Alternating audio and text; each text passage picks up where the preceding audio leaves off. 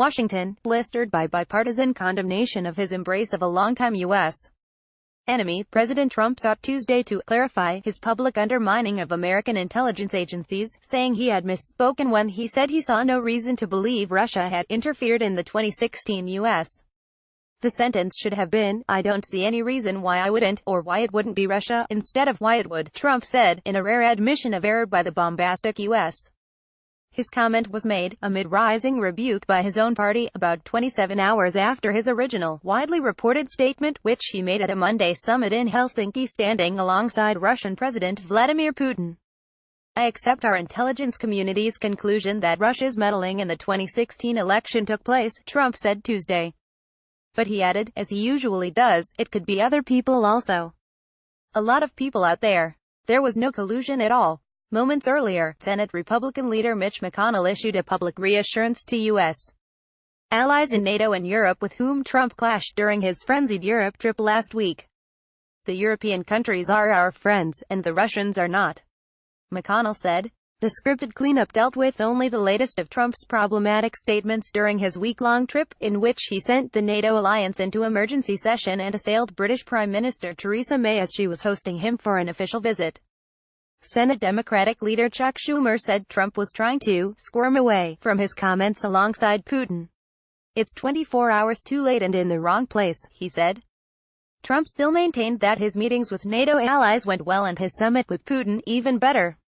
This reference to diplomatic success carried an edge, too, since the barrage of criticism and insults he delivered in Brussels and London was hardly well received. And the reaction back home has been immediate and visceral, among fellow Republicans as well as usual Trump critics. "Shameful, disgraceful, weak," were a few of the comments. "Makes the United States look like a pushover," said GOP Sen.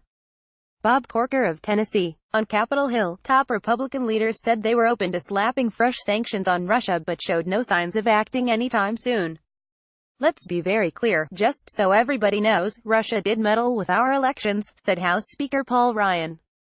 "What we intend to do is make sure they don't get away with it again and also to help our allies." In the Senate, Schumer called for Secretary of State Mike Pompeo and other top officials to appear before Congress and tell exactly what happened during Trump's 2-hour private session with Putin.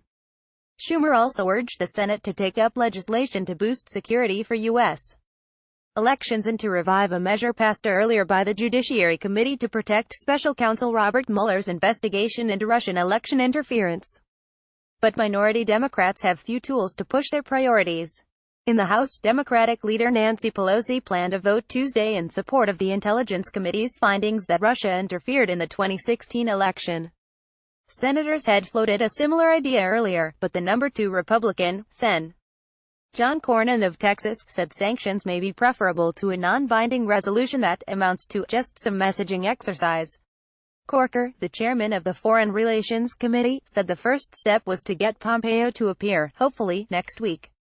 Trump's meeting with Putin in Helsinki was his first time sharing the international stage with a man he has described as an important U.S.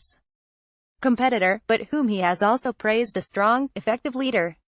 His remarks, siding with a foe on foreign soil over his own government, was a stark illustration of Trump's willingness to upend decades of U.S. foreign policy and rattle Western allies in service of his political concerns. A wary and robust stance toward Russia has been a bedrock of his party's worldview. But Trump made clear he feels that any acknowledgement of Russia's election involvement would undermine the legitimacy of his election. Standing alongside Putin, Trump steered clear of any confrontation with the Russian, going so far as to question American intelligence in last week's federal indictments that accused 12 Russians of hacking into Democratic email accounts to hurt Hillary Clinton in 2016.